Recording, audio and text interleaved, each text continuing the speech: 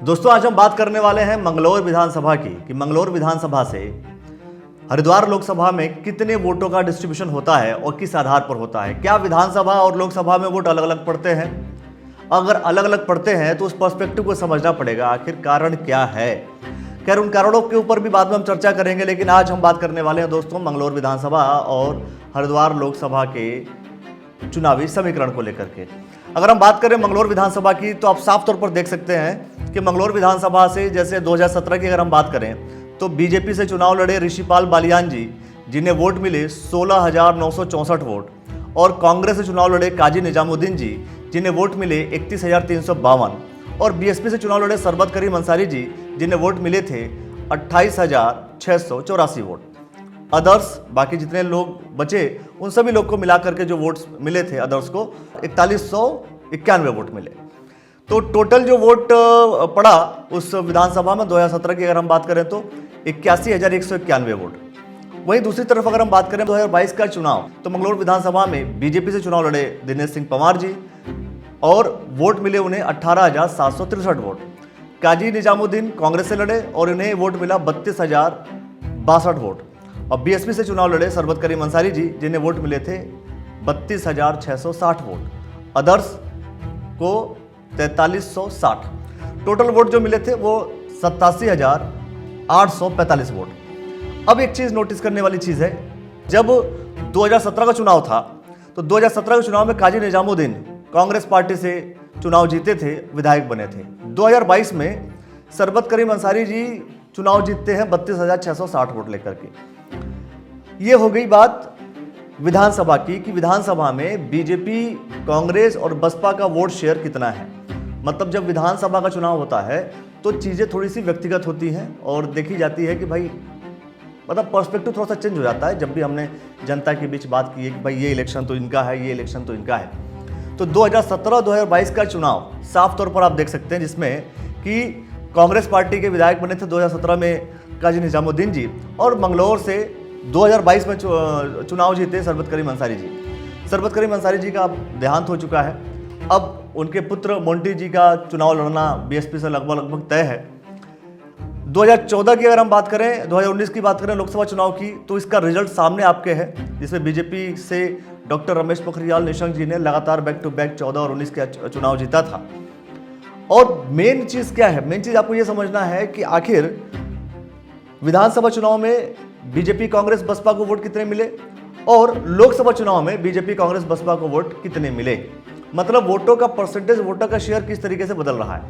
इस बार उमेश कुमार जी चुनाव लड़ रहे हैं तो इस बार वो कितना वोट लेकर के जाते हैं, यह भी देखने वाली बात होगी।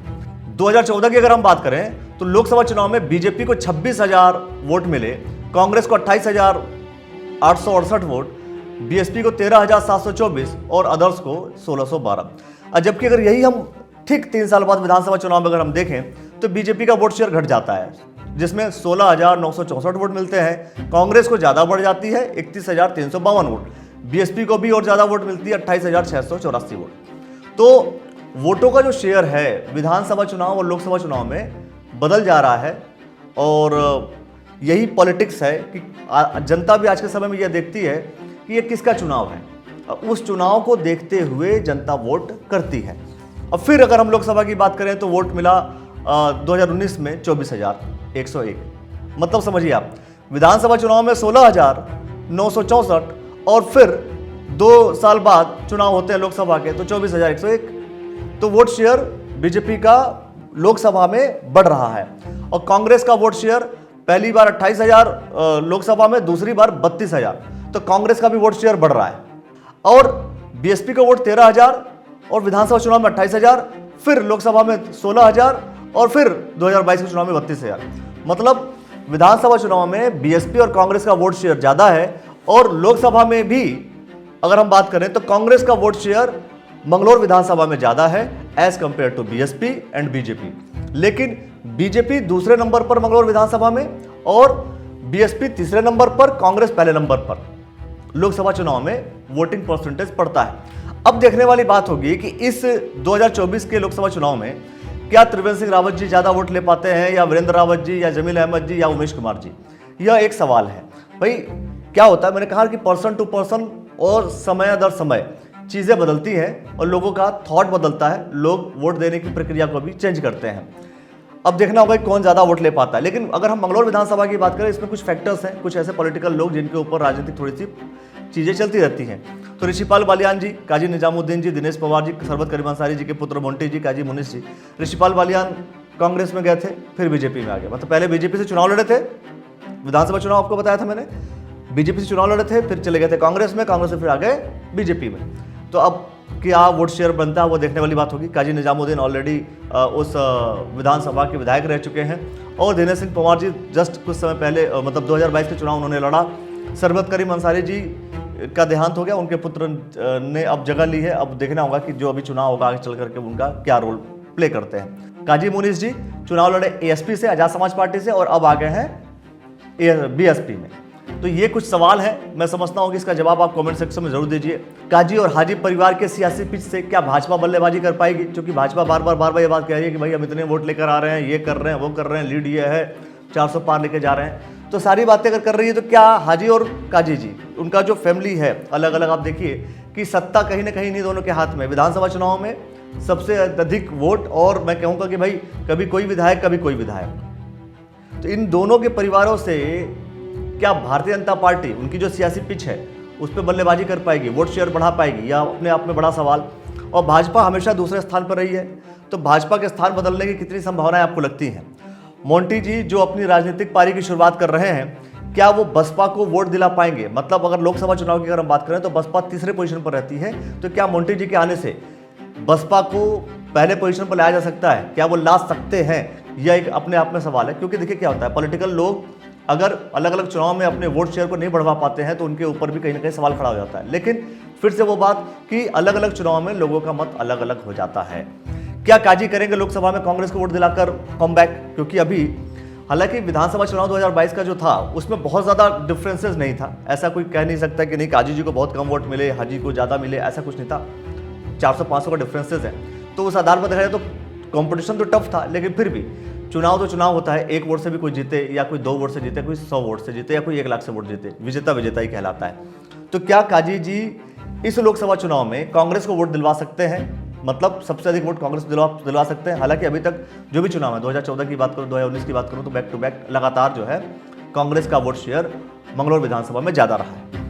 करतार सिंह भड़ाना आ गए बीजेपी में, तो वो सच में क्या वोट बढ़ा पाएंगे या सारी चीज़ें हवा हवाई रह जाएंगी? उसके अलावा दिनेश पवार जी, ऋषिपाल बालियान जी, प्रभात चौधरी जी, यह लोग जो चुनाव की तैयारियां कर रहे थे। प्रभात चौधरी जी ने बार बार कहा था कि भाई चुनाव हम जीतेंगे, चुनाव हम लड़ेंगे। विधानसभा की बात कर रहा हूं। तो क्या मंगलौर विधानसभा से यह लोग मिलकर के बीजेपी का वोट शेयर बढ़ा पाएंगे? क्योंकि जब नेताओं की संख्या ज्यादा हो तो कई बार होता है कि नेता की संख्या ज्यादा हो तो आपस में ही कंपटीशन, मैं नहीं तू, या तू मैं। लेकिन अगर कंपटीशन ज़्यादा हो तो क्या ऐसा कंपटीशन कर सकते हैं कि भाई ठीक है हमारे पास नेताओं की संख्या ज़्यादा है और हम जो है चुनाव जिता देंगे? तो क्या इस लोकसभा चुनाव में मंगलौर से बीजेपी को ज़्यादा वोट मिल सकते हैं इन सभी पॉलिटिकल लोगों के बदौलत? और एक और सवाल, काजी मुनीस जी चूंकि एएसपी से चुनाव लड़े, आजाद समाज पार्टी से, अब आ गए हैं बसपा में, तो बसपा के साथ मिलकर के, मोंटी जी के साथ मिलकर के क्या बसपा के वोट शेयर को बढ़ा पाएंगे? ये भी सोचिए। तीसरे नंबर पर बीएसपी आती है लोकसभा के पर्सपेक्टिव से, तो क्या वो पहले नंबर पर आ सकती है? क्या वो कांग्रेस की जगह ले सकती है बसपा? क्योंकि भाई जब मोनीस जी भी आ गए, बसपा ऑलरेडी वहां पर मजबूत है और यहाँ पर सरबत करीम अंसारी चुनाव लड़ रहे हैं, तो क्या बसपा वहां पर पहले नंबर पर आ सकती है? यह एक सवाल है, सवाल का जवाब दीजिए। और एक और कि उमेश कुमार जी जिस तरीके से चुनाव लड़ रहे हैं, कितना भेद पाते हैं मंगलौर विधानसभा को, कितना वोट ले पाते हैं मंगलौर विधानसभा से, यह अपने आप में सवाल है। क्यों? क्योंकि वहां पर जो इक्वेशंस हैं वो कहीं ना कहीं ये माना जा रहा है कि भाई वहां से उमेश कुमार जी को वोट जा सकता है। तो जब वहां से जाएगा, अलग अलग विधानसभाओं की बात कर रहा हूँ, अलग अलग विधानसभाओं पर अलग अलग विश्लेषण है, लेकिन वहां से अगर वोट शेयर जाएगा तो भी देखने वाली बात होगी। फिर कांग्रेस और बीएसपी, इन दो नेताओं के जो दो पार्टी है, दो पार्टी के नेता कहेंगे क्या, करेंगे क्या, यह एक अहम सवाल है। फिलहाल इस सब विषयों को लेकर के आप क्या कुछ सोचते हैं वो आप कमेंट सेक्शन में जरूर हमें बताइए। देखते रहिए द न्यूज़ वाला नेटवर्क। बहुत बहुत शुक्रिया, बहुत बहुत धन्यवाद।